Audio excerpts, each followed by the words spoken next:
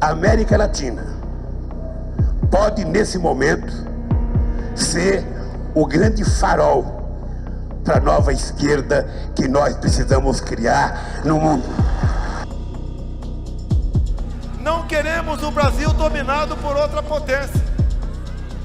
E temos outras poucas potências de olho no Brasil. Dilma Rousseff está em Cuba e hoje participou da inauguração de um porto financiado pelo Brasil. Durante a cerimônia, a presidente classificou como injusto o bloqueio comercial imposto ao país caribenho pelos Estados Unidos.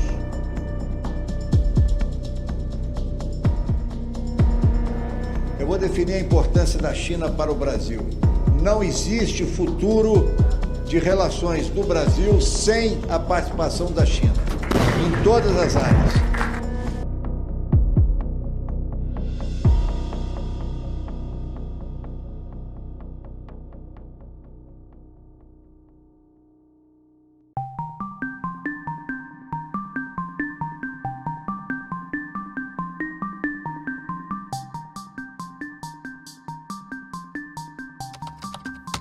Antes das eleições de 2022 no Brasil, um fluxo de informação tomou o país. Denúncias contra candidatos à presidência, partidos e mais. Mas algo muitas vezes ignorado, com implicações históricas e internacionais, parecia merecer mais atenção. Notícias iam desde falas do presidente da República e de membros do Judiciário sobre interferência estrangeira. E temos outras poucas potências de olho no Brasil. Há riscos de ataques de diversas formas e origens. Há episódios onde partidos de oposição, políticos alinhados por todo o continente e regimes totalitários, China, Venezuela, Cuba e outros, se aproximavam. Artistas, veículos de imprensa e celebridades no exterior replicavam uma narrativa comum, e um corte de auxílio chegou a ser discutido no Congresso americano, a depender do que ocorresse no Brasil em outubro. As perguntas eram importantes demais para serem ignoradas. Um quebra-cabeça incompleto. Por que esses países? Esses partidos? Esses políticos? Que interesses estrangeiros existem nessa disputa? O Brasil pode perder sua liberdade? Virar uma ditadura? O que está realmente em jogo nas eleições de 2022? Como um jornalista cobrindo política e relações internacionais, eu quis encontrar a verdade desses fatos e o que ela significa. Porque se há chance de essa terra deixar de ser livre, eu não estaria fazendo meu trabalho se não buscasse dar aos brasileiros informações necessárias para entender e decidir o futuro de sua nação, de seus filhos e de si próprios. Primeiro de tudo, muito obrigado por conversar conosco. Como eu estava te falando nas mensagens, eu queria realmente perguntar sobre o assunto das eleições.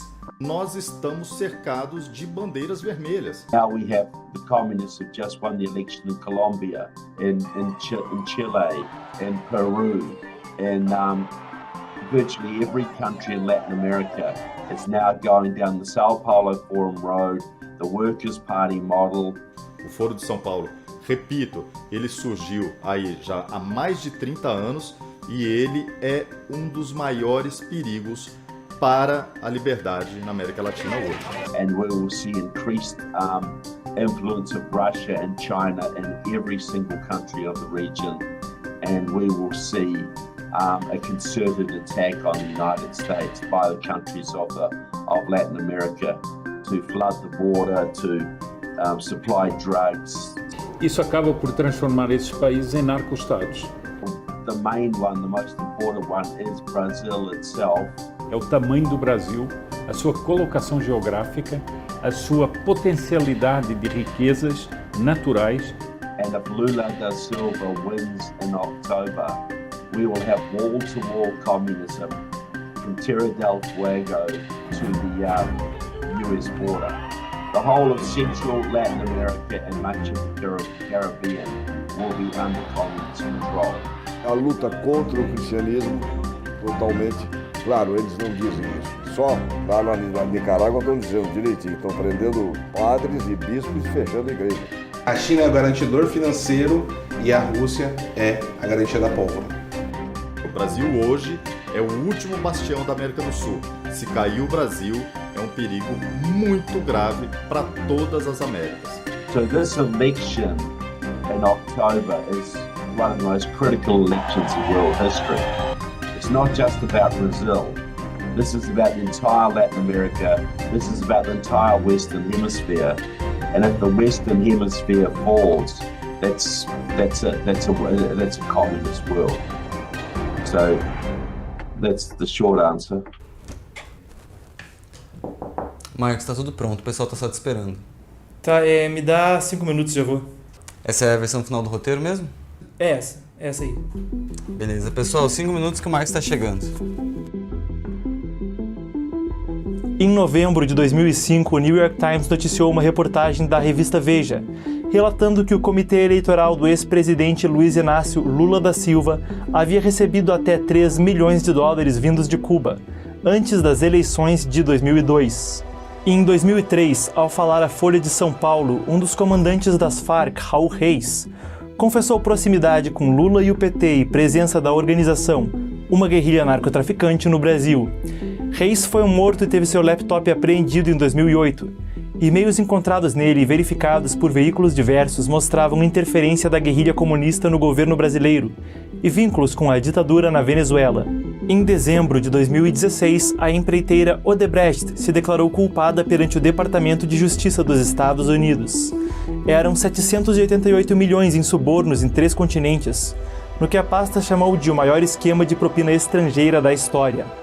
A empreiteira confessou pagar políticos e partidos para adquirir vantagens em licitações no Brasil e no exterior. Segundo a confissão da Odebrecht, depois do Brasil, a Venezuela era o país a mais receber subornos. No Peru, tramita um julgamento envolvendo possível financiamento ilegal de campanha para o esquerdista Ollanta Humala nas campanhas presidenciais de 2006 e 2011, vindo da Odebrecht e outra empreiteira do Brasil, a OAS, a mando do Partido dos Trabalhadores. Além disso, Hugo Chávez poderia ter contribuído. No Equador, um vice-presidente já foi condenado e cumpre pena devido a subornos vindo da Odebrecht. O caso poderia também ter vínculo ao PT. Cortou, valeu pessoal. Obrigado, Marcos, muito bom, hein? Era aparente uma articulação na América Latina, incluindo não só partidos e políticos, mas guerrilhas, movimentos sociais e outras entidades. Além de relatos de imprensa, os laços eram confessos por declarações dos próprios membros dessa articulação e por documentos publicamente disponíveis.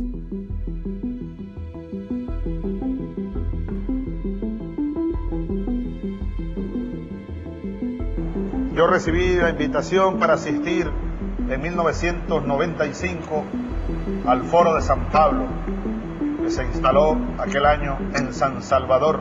En aquella ocasión yo conocí a Lula, entre otros, a una mesa de trabajo donde estábamos un grupo conversando. Y recuerdo que me puso la mano por aquí y me dijo, hombre, quiero que hablemos. Y yo le dije, ¿quién eres tú? Raúl Reyes, uno de los comandantes de las Fuerzas Armadas Revolucionárias de Colômbia. Nos reunimos. Então, você já estuda a América Latina há algum tempo. O que é esse Foro de São Paulo que o Chávez falou? Parece juntar guerrilhas, partidos políticos, uma organização que une vários grupos, e você até escreveu um livro sobre isso recentemente. O que é essa organização? O Foro de São Paulo, ele é uma grande teia com vários propósitos, mas com um fim único. To set up an organization in America, in the Americas, which would rebuild for communism in the Americas what had been lost in Eastern Europe.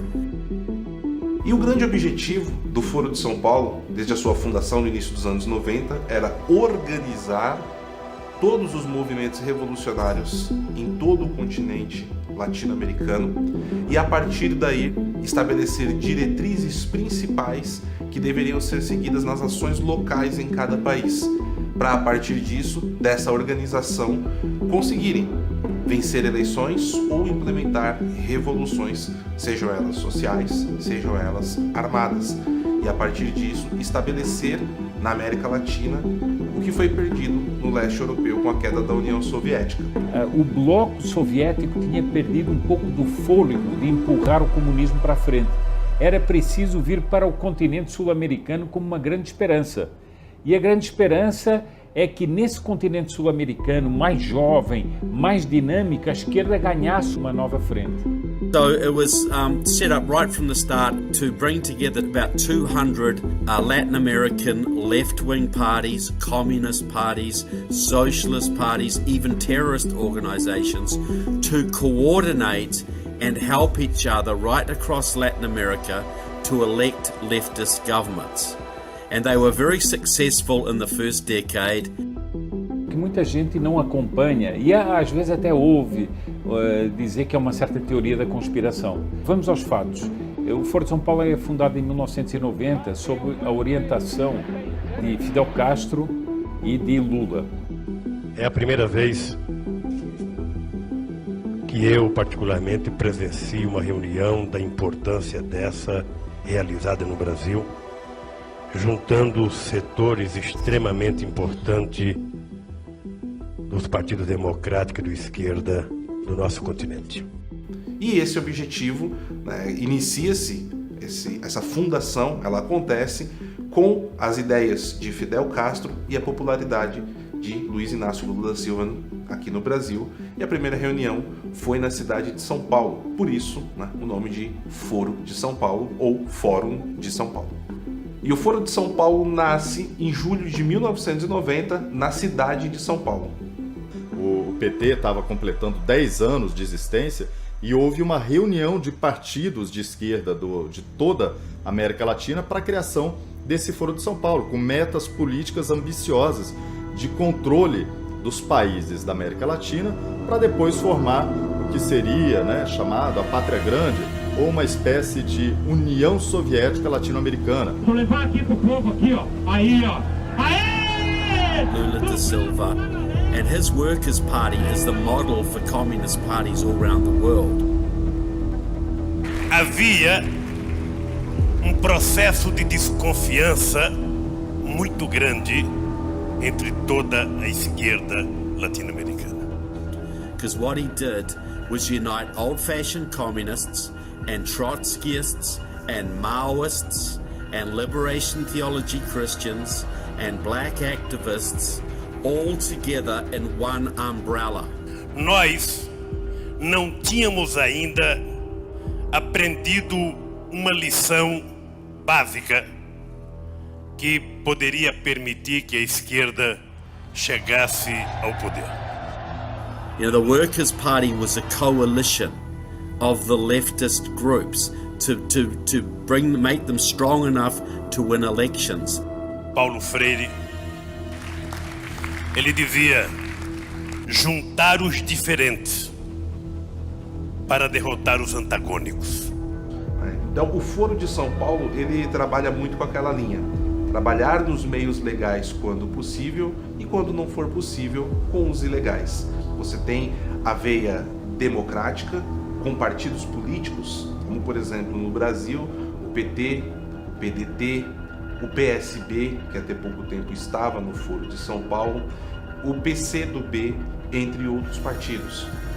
E você tem uma linha, que já é a linha revolucionária de combate, de guerrilha. Então, nós temos o MIR chileno, nós temos principalmente as Forças Armadas Revolucionárias Colombianas e outros grupos guerrilheiros, como o próprio Sendero Luminoso do Peru, que depois veio a ser o Partido Comunista Peruano, entre outros.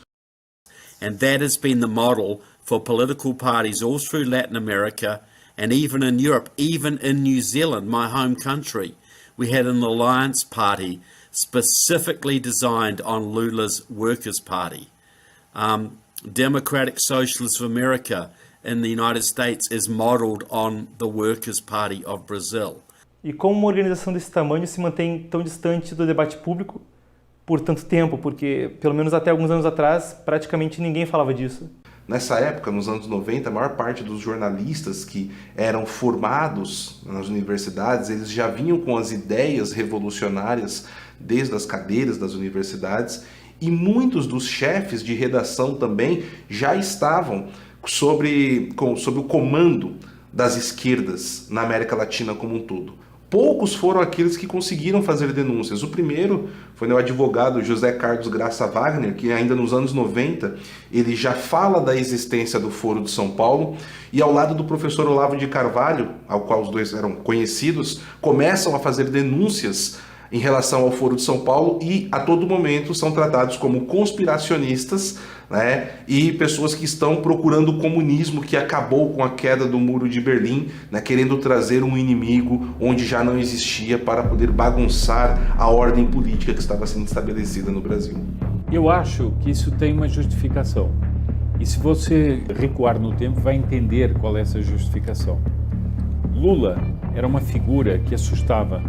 Era uma figura da esquerda mais radical que assustava o brasileiro. E quando ele vai subir ao poder, ele vai tentar mais uma vez subir ao poder e sobe ao poder, ele é reformatado.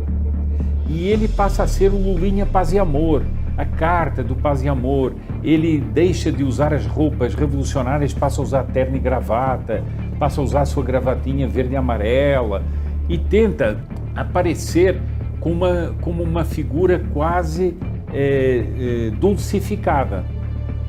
Ora, no momento em que ele vai subir ao poder, começam a aparecer as denúncias, mas existe o Foro de São Paulo, mas existe uma organização comunista atrás do seu Lula. Então, o que é que era preciso? A mídia, a extrema imprensa, precisava fazer a campanha para defender o Lula. E a primeira coisa que disse é o seguinte: não existe Foro de São Paulo, isso é uma invenção, isso é uma teoria da conspiração. E eles conseguem criar essa ideia de que o Foro de São Paulo era uma ideia conspiratória, que era uma teoria da conspiração, que não havia, que nunca houve, e que isso tudo não passava de malucos que diziam isso para contestar esse Lulinha Paz e Amor. America, this is in the United States. Democratic Socialists of America, which has 4 members of Congress affiliated with the Sao Paulo Forum. So you've got a Latin American revolutionary organization that now has 4 members and many supporters in the US Congress. But nobody in America knows that. Nobody in the United States knows that because nobody reports on it. Nobody even knows what the Sao Paulo Forum is. A maioria das pessoas não sabe ou não sabia direito o que era Foro de São Paulo porque a própria esquerda negou. E a mídia, a velha mídia, que também é controlada pela esquerda, negava a existência do Foro de São Paulo. Se você falasse sobre isso 10 anos atrás, 15 anos atrás, você era taxado de maluco, de conspirador, pois não só existe, como tem atas de reuniões dos últimos 30 anos. Most of the Brazilian press is to the left, so they will not report on left hardcore communist activities. But the media is either unwilling to report on it or they're scared to report on it because there will be consequences for reporting on this organization. Deixa eu tirar uma outra dúvida que toda hora aparece, especialmente no noticiário internacional. Fala-se, eu não acredito nisso, mas eu quero colocar isso na entrevista, de uma aliança, de um eixo Chaves, Fidel e Lula. Ô Boris, você sabe que isso é no mínimo uma piada de mau gosto, claro. E eu te aconselho até não repetir isso no vídeo. Após anos de negação pela mídia, Lula agradeceu o Foro de São Paulo pelo apoio ao ter sua condenação cancelada e se tornar elegível para a disputa presidencial de 2022. Quero agradecer ao Foro de São Paulo, que é uma organização da esquerda latino-americana. O Foro diz reunir oficialmente em seu site 124 partidos em 28 países, incluindo o MIR chileno e o Partido da Ditadura Venezuelana. No Brasil são 5, o PPS, agora chamado Cidadania, o PDT, o PCB, o PCdoB e o PT.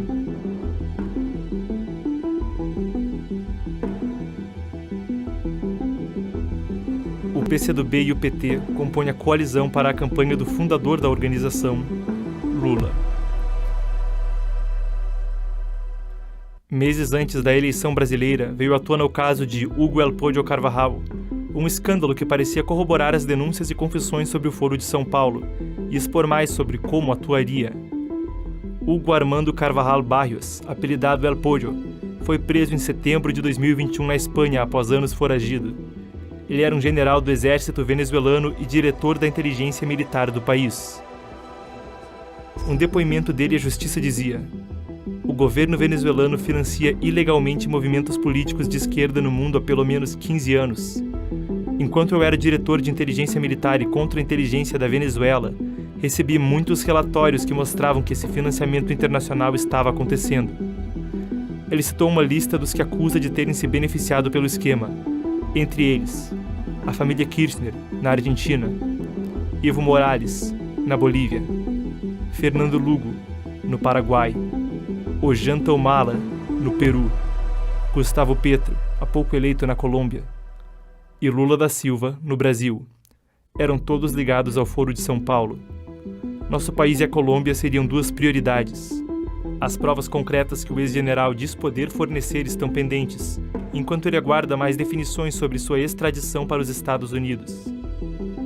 Denunciados por ele negaram que isso fosse verdade, mas as denúncias de financiamento ilegal são menos curiosas do que a acusação pela qual ele foi preso.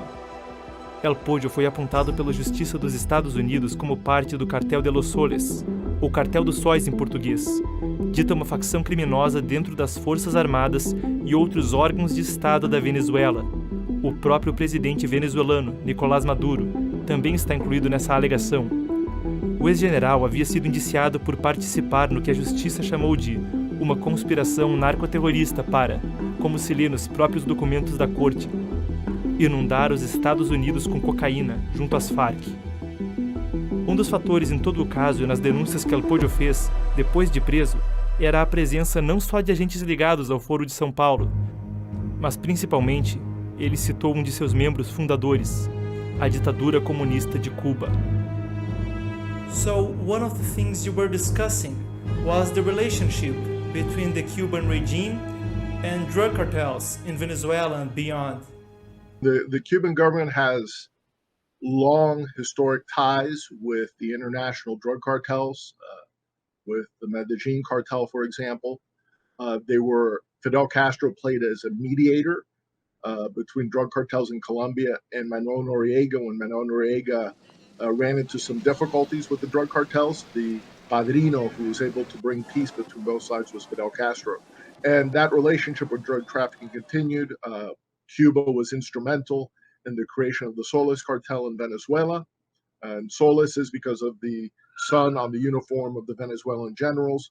But it was the Cubans that were able to be the mediators and the instructors for the Venezuelans on how to get involved with the drug trade and also how to link up with Middle Eastern terrorist groups, the Iranian government, for example, and obviously the ties with Russia and China. It all went through Havana.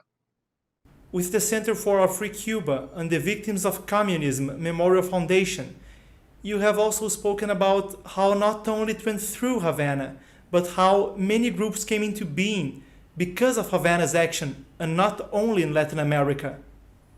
One of the measures where he went beyond Latin America in 1966, 1967 is to organize a gathering of the Tricontinental, which was bringing guerrillas, terrorists, communists from Asia, Africa, and the Americas, hence the Tricontinental, the three major continents. And out of that meeting began decades of identifying and forming guerrilla groups, terrorist groups, training them, providing logistics, and really exploding international terrorism onto the scene, especially in the 1970s. That is the legacy of the Tricontinental. Você diria que é possível afirmar que o Foro de São Paulo ele é um herdeiro da Conferência Tricontinental? Vários grupos que surgem a partir da Tricontinental, na época dessa organização, acabaram depois por compor o Foro, né? Sim, vamos dizer que foi um avô.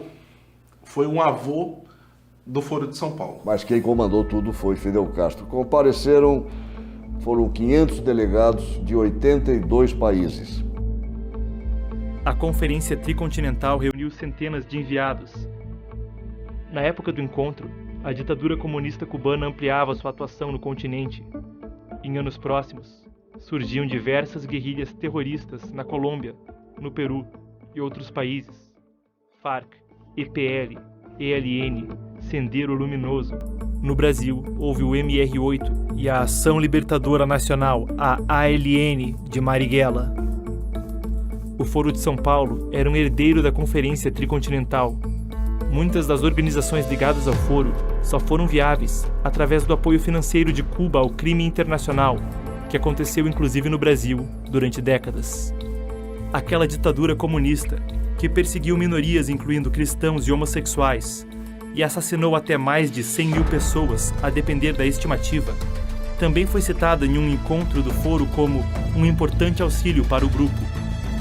E de coração, eu quero dizer para vocês que uma das forças políticas que mais contribuiu para que nós chegássemos a construir o que nós construímos foram os companheiros do Partido Comunista Cubano, que sempre tiveram paciência e experiência de nos ajudar. A acusação da justiça americana no caso de Alpollo Carvajal revelava mais. Essa operação narcotraficante não ocorreria necessariamente por dinheiro, mas para, nas palavras da justiça americana, infligir os efeitos danosos e viciantes da droga em usuários no país.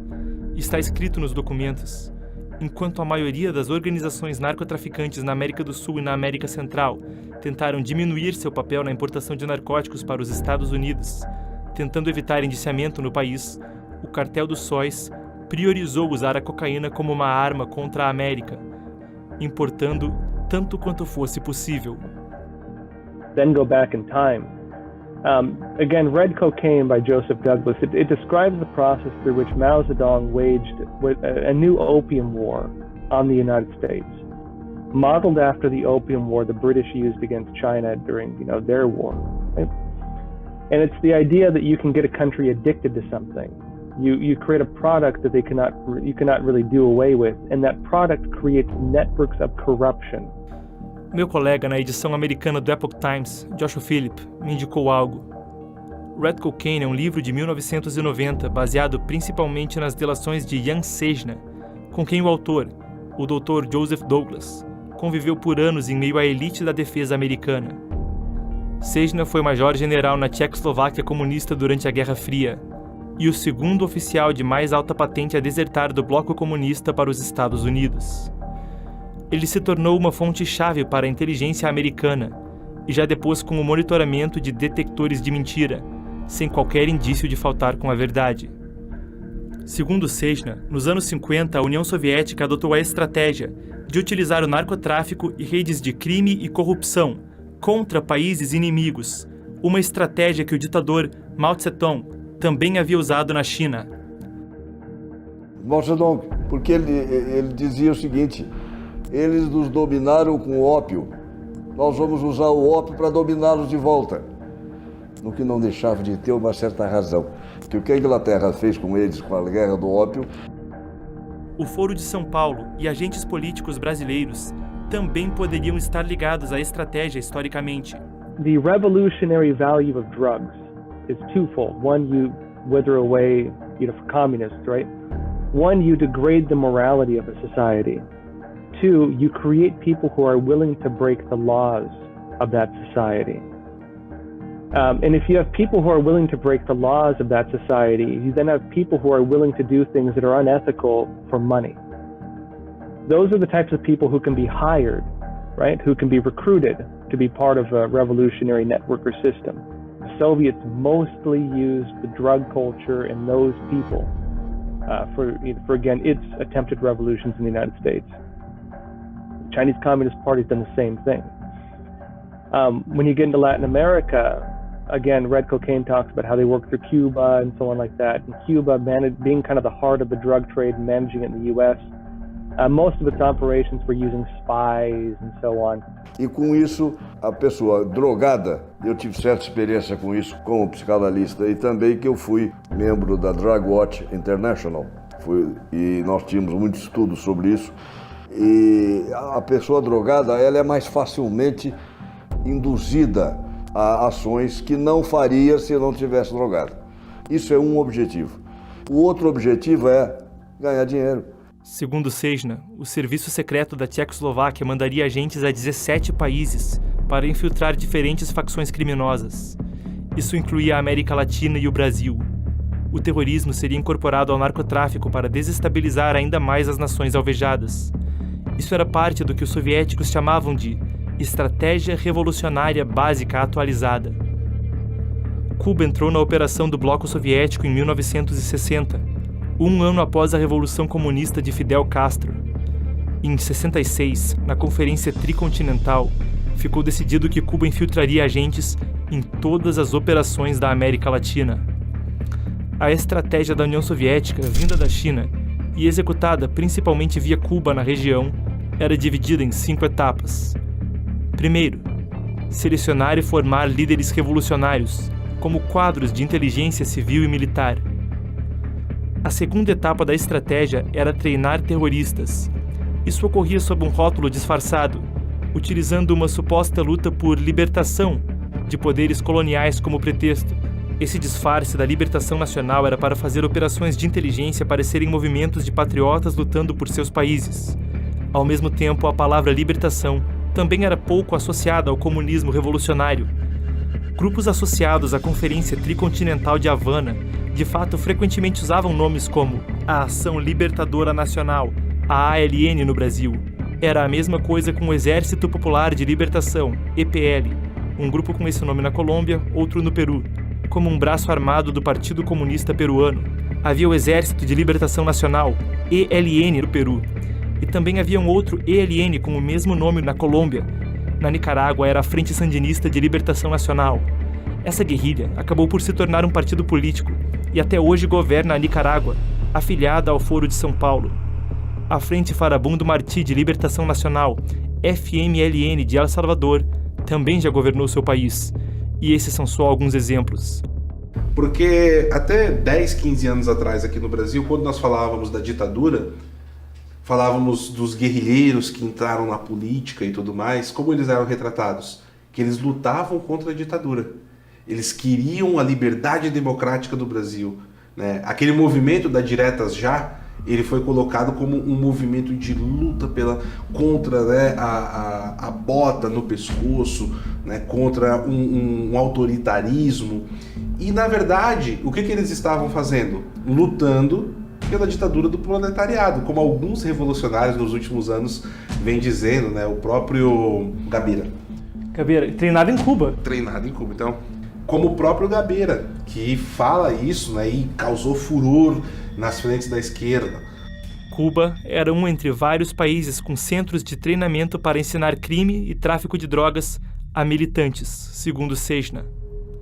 Em documentos oficiais publicamente disponíveis, o Exército Brasileiro confirma que o Partido Comunista Cubano deu treinamento de guerrilha para, no mínimo, 202 militantes de esquerda brasileiros entre 65 e 71. Eles aprendiam a combater no campo e na cidade, a sabotar e trabalhar com espionagem, explosivos e imprensa. Eles recebiam $1.000, roupas e instruções de como agir ao retornar para o Brasil. Os documentos foram verificados pela Folha de São Paulo no ano 2000. Outro documento, esse de dezembro de 1972, do Serviço Nacional de Inteligência do Brasil, confirma os treinamentos e o envolvimento da ALN do terrorista baiano Carlos Marighella. Os documentos brasileiros não especificam se o treinamento incluía o narcotráfico. Entre os líderes revolucionários treinados na ilha estava o próprio Marighella e um dos fundadores do PT, envolvido na atual campanha presidencial, o ex-deputado e ministro José Dirceu, também associado ao escândalo do Mensalão. Pensar hoje que eu estava em 71 em São Paulo, clandestino, morando no Brás, na Rua Cavaleiro, né? Armado, tudo. Uma coisa, só nós mesmo. O regime cubano vai conseguir uma coisa prodigiosa, vai estender-se à Venezuela. E hoje, não só Cuba continua a ser um lugar operativo do crime ligado à política, mas passa a ser também a Venezuela. E ali há imensas denúncias de treino de grupos terroristas, até islâmicos ali dentro. A terceira etapa do plano era o narcotráfico internacional. O narcotráfico funcionava como uma arma na guerra revolucionária contra as chamadas sociedades burguesas e também recrutava agentes de influência mundo afora através do crime. Fidel e Raul Castro foram descritos como grandes entusiastas da prática. Sejna disse ter conhecimento direto de que, pelo meio da década de 60, operações haviam sido estabelecidas sob esse esquema na Colômbia, na Argentina, no Peru, no Uruguai, em Costa Rica, no Chile, nos Estados Unidos, no Canadá, no Brasil e outros. Nós vamos adoecer por dentro o nosso inimigo, que é os Estados Unidos. Nós vamos tornar o povo doente, idiotizado através das drogas. Nós vamos fazê-los gastar fábulas com o combate às drogas internacional. E, acima de tudo, nós vamos fazer eles gastarem muito dinheiro com clínicas de recuperação, com o sistema de saúde. Nós vamos introjetar o veneno a conta-gotas ali dentro. A quarta etapa era a infiltração em máfias e organizações criminosas já existentes e o estabelecimento de sindicatos do crime controlados pelo Bloco Soviético e o movimento comunista. A coleta de dados era uma prioridade, com agentes tanto no poder público quanto no crime organizado, se obteria informações para chantagem contra alvos importantes, a favor do movimento comunista. Os dados eram coletados tanto dos usuários de drogas quanto dos traficantes. Isso permitia detectar e recrutar agentes e oferecia uma arma para danificar a reputação de pessoas e organizações opostas aos interesses soviéticos. Ele informa que ao fim da década de 60, os soviéticos possuíam informação sobre corrupção de mais de 10 mil pessoas influentes na América Latina. O Sejna, quando ele escreve tudo isso, ele já desertou e ele está relatando coisas que ele sabe que aconteceram. E ele fala que, quando ele desertou, acredito que foi 68 ou 72, quando ele desertou para os Estados Unidos, ele fala que naquela época já eram mais de 10 mil contatos que eles tinham na América Latina a partir desse esquema. Então, é razoável a gente pensar que esses contatos hoje ficam com Havana, com o Foro de São Paulo? Certamente. Fico. Devem estar com eles. É por isso que muitas coisas estranhas acontecem. Isso se soma a todo o aparato de espionagem do movimento comunista. O ex-arquivista do Serviço Secreto Soviético, Vasily Mitrokhin, que foi da Rússia para a Inglaterra em 1992. Ele copiou e guardou documentos do Serviço Secreto. Os documentos mostram que a ex-presidente e ex-vice-presidente da Argentina, Isabelita Perón, era um contato soviético, seu ministro da Economia também. No Brasil, pelo menos um diplomata do Itamaraty era um agente. Os documentos russos classificaram o Brasil como um dos 5 alvos prioritários para operações na América Latina após 1974. A quinta e última etapa do plano soviético, executado via Cuba como delatado por Jan Sejna, era planejar e preparar sabotagem em escala mundial. O plano previa que isso ocorreria no prazo máximo de 1972, apenas 18 anos após começarem a planejar. A operação foi declarada muito exitosa e de baixo custo.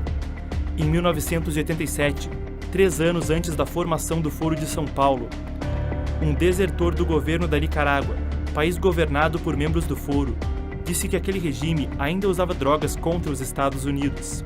Nas suas palavras, é uma forma de guerrear e também traz lucro.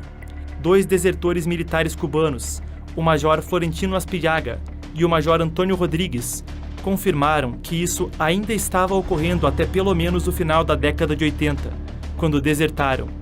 Em 89, traficantes colombianos confessaram culpa, com evidências em vídeo, de como a ditadura cubana auxiliava o narcotráfico. Eles afirmaram que uma taxa iria para Fidel Castro, que logo em seguida fundou o Foro junto a Lula. Se o que Sejna diz é verdade, e tudo indica que é, até hoje, milhares de pessoas e famílias tiveram suas vidas destruídas por drogas e crimes violentos ligados a grupos terroristas, sem sequer saber que, na verdade, esse era o objetivo, parte dos métodos revolucionários da extrema esquerda na América Latina e do movimento comunista internacional. Sejna diz que a estratégia começou a operar efetivamente em 1960. As Farc passaram a atuar formalmente em 64, garantindo santuários para atividades ilícitas e inserindo a Colômbia na indústria de drogas em escalas industriais. O tráfico de cocaína explodiu com o enorme consumo no Rio e em São Paulo dos anos 60, consolidando o trânsito da droga no Brasil para países desenvolvidos. Em uma década, após o início alegado do Plano Soviético, um negócio dito de fundo de quintal, que era o da cocaína na América Latina, se tornou uma indústria multinacional altamente organizada. Nos anos 80, cartéis controlavam redes de processamento, laboratórios, aeronaves, pontos de transbordo e armazéns. A taxa de homicídios de São Paulo, segundo um dos principais jornais do Brasil, se manteve constante em cerca de 5 para cada 100 mil habitantes por 4 décadas, mesmo com o aumento da população. Em 1968, o número era mais que o dobro, chegando ao patamar que a OMS considera epidemia de homicídio. Em 1984, a taxa era 8 vezes maior. Entre 65 e 68, assaltos a banco aumentaram 37 vezes. Roubos subiram 166%. A maconha no Brasil raramente era vista em muitos círculos sociais em 1950, mas entre 69 e 71 disparou, citada como rotineira na alta sociedade carioca, junto de glamorização e influência cultural dos narcóticos, através de intelectuais e artistas. Na fronteira dos Estados Unidos com o México, os 850 quilos dessa droga confiscados em 62 já eram várias toneladas em 65. A baixa histórica de violência de 3 décadas dos Estados Unidos se reverteu. Entre 60 e 80, a taxa de homicídios mais que dobrou e quase todas as categorias de crimes violentos cresceram: estupro, assalto, latrocínio. Desde a época em que Cejna alega o início desse plano, nações inteiras parecem ter se tornado reféns de redes de corrupção sistemáticas, não muito diferentes das concebidas na estratégia comunista, e em uma inferência possível a respeito.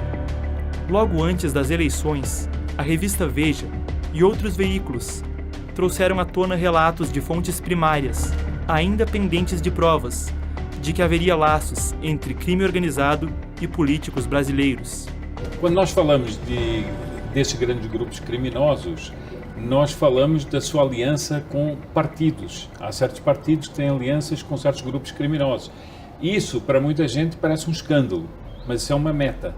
Essa é a própria essência da esquerda. It's a perfect tool for revolution, because revolution is about destroying the existing social order so that a new one may be imposed. So it's no surprise the communists would be heavily involved in the drug trade. It's basically at the top levels, if your government is heavily corrupted and dependent on narco money, they're not going to be fighting communism. You know, they're getting their drugs from the communists. They are going to roll over to the communists. They're going to make as much money as they can, then hopefully get out of the country before the revolution. That's what they'll try and do. So it corrupts business, politicians, media figures, and those who are not corrupted are too scared to stand against it. So there is no opposition. Nobody's going to stand against these people because they'll kill you or they'll kill your family. So these whole countries are taken over and they are basically now tools of the communists. You know, Mexico is now basically a tool of the communist movement, which is why it's allowing hundreds of thousands of illegal immigrants to go through its country every day to flood the American border, because they take drugs, they bring in terrorists, and it's part of the revolution to destabilize America. Entrevistados me apresentaram ao conceito de convergência e economia ilícita, ao falar mais sobre o uso de drogas para fins revolucionários. Uma vez que esse aparato esteja em funcionamento, organizações que podem não ter propósitos revolucionários se articulam em atividades econômicas que borram a fronteira entre o legal e o ilegal, incluindo formas de mineração, plantação de tabaco e mais. Algo relacionado que vinha à mente como outro fator onde haveria possibilidade de interesse estrangeiro era o programa Mais Médicos. A iniciativa começou em 2013, no governo de Dilma Rousseff, intermediada pela OPAS, a Organização Pan-Americana de Saúde, que é um braço da OMS. Ela visava preencher mais de 18 mil vagas de trabalho na saúde. Cerca de metade foram preenchidas por profissionais cubanos. Até o fim do ano, o Brasil vai receber 4 mil médicos cubanos. Na tarde desta quinta-feira, profissionais cubanos do programa Mais Médicos chegaram à base aérea do Aeroporto Internacional de Brasília. Na cidade dele, dos 7 profissionais do programa, 5 são cubanos. Havana exigia que os profissionais cedidos fossem avaliados apenas em Cuba. Ao Brasil, caberia só familiarizar os médicos ao idioma, a práticas processuais, administrativas e à legislação. O Ministério vai repassar à OPAS o valor previsto no edital, de R$10 mil para cada profissional. O recrutamento e os salários não eram acertados entre o Brasil e Cuba, mas entre o governo de Cuba e os médicos, com intermediação da OPAS. O resultado foi que o regime cubano acabava por reter a maior parte da remuneração. Hoje, dos R$ 11.500 pagos mensalmente, só de 25% a 30% ficam com o médico. Hoje os profissionais ficam com apenas 30%. A OPAS foi intermediária financeira entre o governo federal e a ditadura cubana, usando sua própria conta bancária nos Estados Unidos para converter reais brasileiros em dólares e depois transferir uma quantia significativa de dinheiro para Cuba. Das centenas de milhões de dólares oriundos do programa Mais Médicos, 85% desse montante era enviado para a ditadura, enquanto os médicos recebiam apenas 10% do salário e a OPAS 5%. Em junho de 2021, uma onda de protestos contra o regime cubano irrompeu na ilha.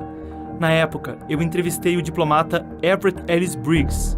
Nascido em Havana, ele se tornou um alto oficial de segurança dos Estados Unidos e foi embaixador em diversos países. The largest source of income for Cuba in the last few years has been the slave trade in medical personnel, where the Cuban government assigns medical personnel abroad. Foreign governments pay them, but they pay the Cuban government, and the medical personnel get a pittance.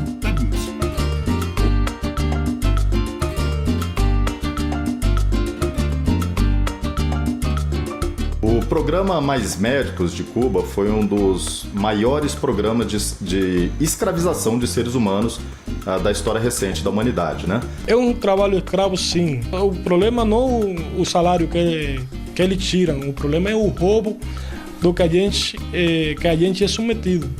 A mentira que a gente é submetido pelo governo cubano. A possibilidade disso retornar com o apoio de uma entidade internacional, para a gente fica muito claro os interesses que operam essas entidades internacionais. Ele afirma que foi obrigado pelo governo de Cuba a trabalhar por 3 anos na Venezuela e mais 3 anos no Brasil, repassando sempre a maior parte do salário para os governantes da ilha. Eles vinham para o Brasil para receber um salário.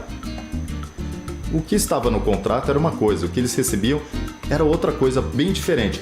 Eles recebiam no máximo 20% do valor do contrato. Mas espera aí, o Brasil estava dando cano? Não.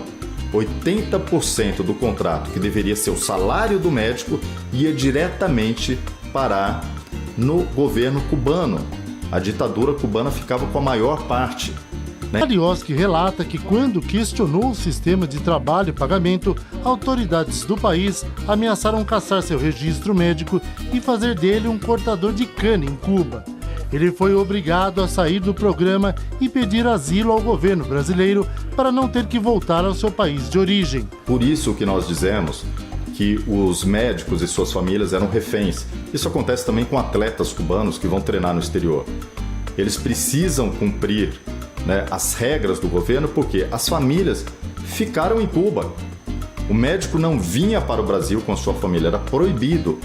As famílias sempre, filhos, mulheres, mães, pais, os parentes de primeiro grau, ficam em Cuba como uma garantia de que, o profissional vai cumprir com tudo que lhe foi mandado, 2, que ele vai voltar para o país. O médico está separado da mulher e das 2 filhas há 8 anos. Cuba é uma ilha de zumbis, como falam aqui.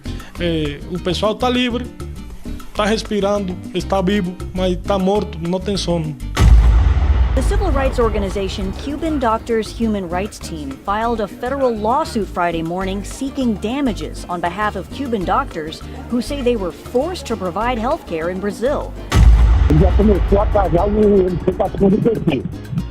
Então você vê que o PT por nós tinha diálogo. O PT tinha diálogo por nós cabuloso, mano.